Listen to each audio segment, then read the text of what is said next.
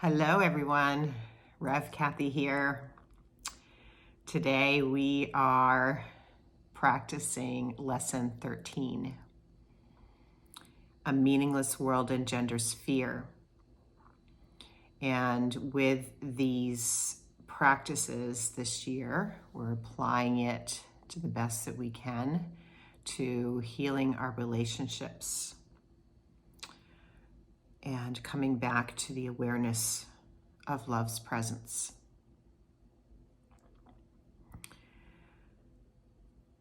A meaningless world engenders fear. Today's idea is really another form of the preceding one, except that it is more specific as to the emotion aroused.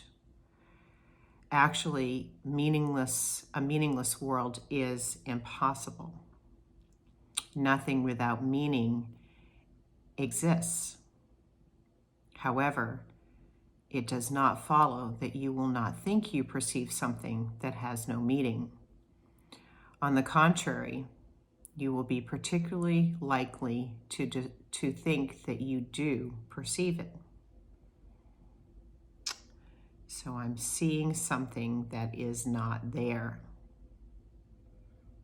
Recognition of meaninglessness arouses intense anxiety in all the separated ones.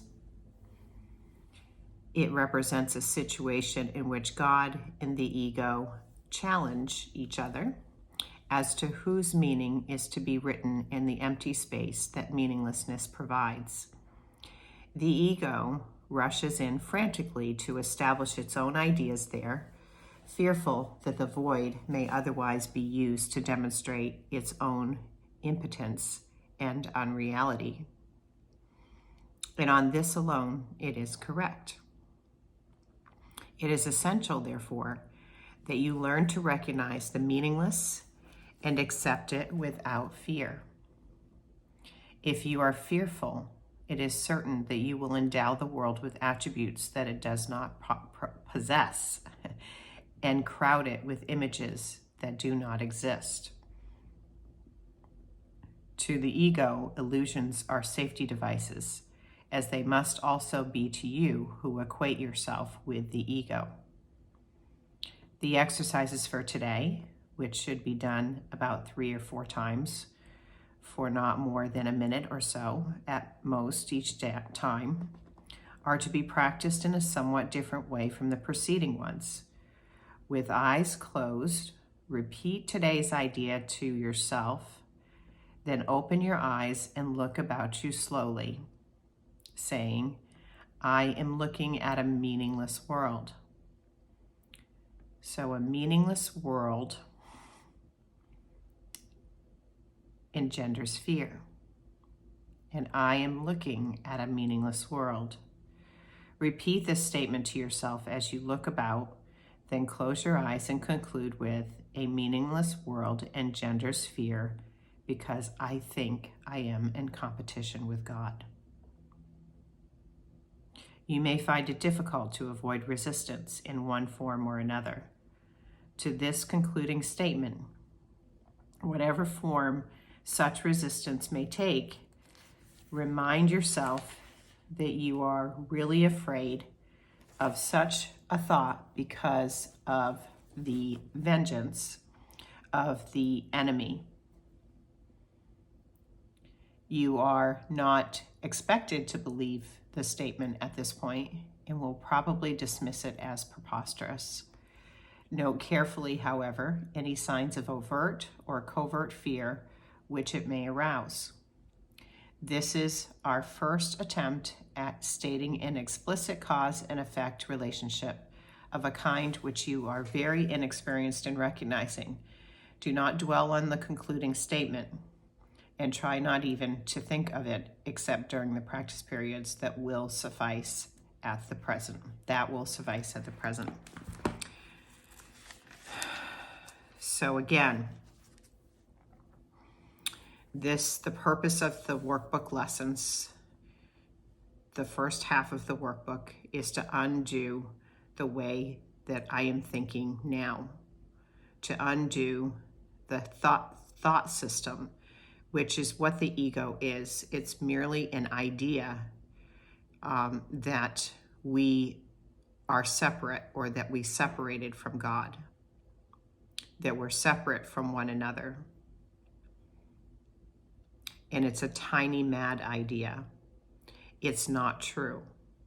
It doesn't exist. We could never separate from the oneness that with God. We could never separate from the truth. God is. So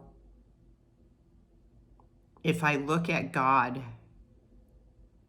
as the enemy, or as vengeful, or as punishing, then I'm going to be fearful. I'm going to be fearful that, and if I believe that I'm actually separate, and that I've actually done something, or we've actually done something, we've actually separated, then we think that we might get punished for that. This is a very difficult idea for me to accept.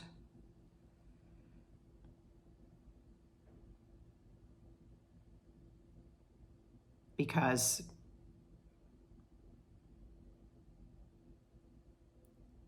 I don't think of God as a punishing God. I don't think of God as an unloving God. I think of God just as love. And I'm not sure if I've ever bought into it, but I've got to pay attention to when that might be playing out. When maybe unconsciously, I might be thinking that I can do it better. And when I say I'm talking about we. It's something that the ego mind does. The ego mind does. And in reality, the ego is not me. It's simply an idea, a false idea. So if I am identifying with this illusion of being separate, then I think I need to defend myself. I think I need to attack. I think I need to make up my life. I feel like I need to create my life. So applying this to relationships, I remember many a time that I recognized that my husband and I, for example, were acting as if we were enemies.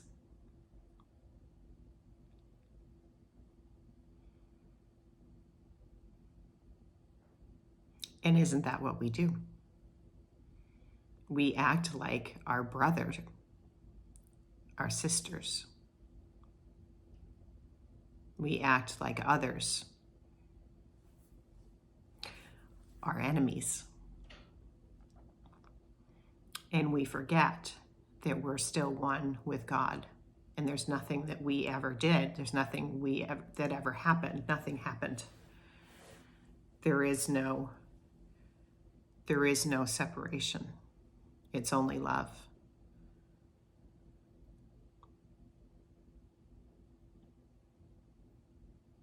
When I can remember that,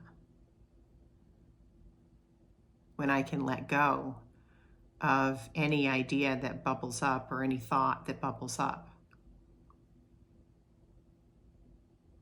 that I could possibly be separate from God.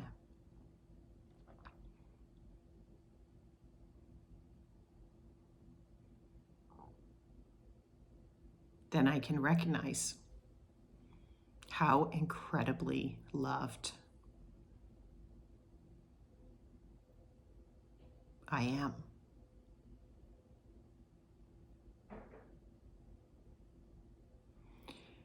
And in our relationships, as we're healing our relationships, if we can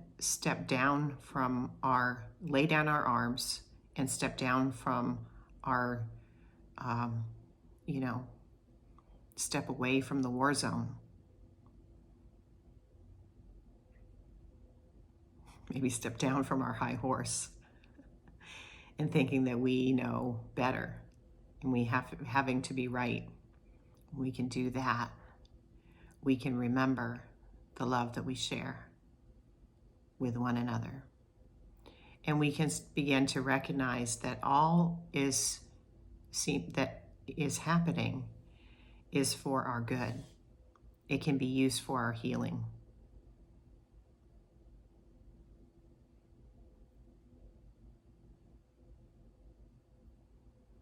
This is a challenging lesson. It can be a challenging lesson. But I'm prompted to just be gentle and patient and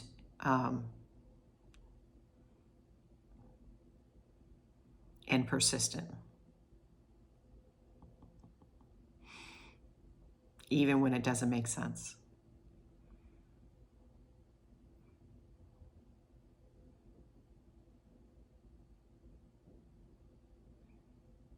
I'm so grateful for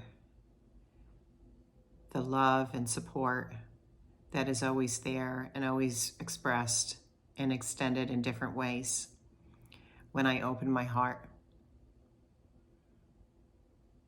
and when I remember that we are not enemies. We are friends.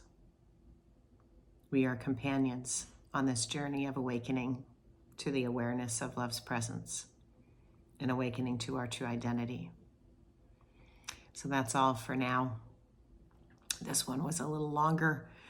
I hope it was helpful. And just remember, this is just my experience, my perspective, and just really relaxed and casually sort of, sharing my own journey and my own process and my just trying to figure it out and then letting go of trying to figure it out. Just letting it be.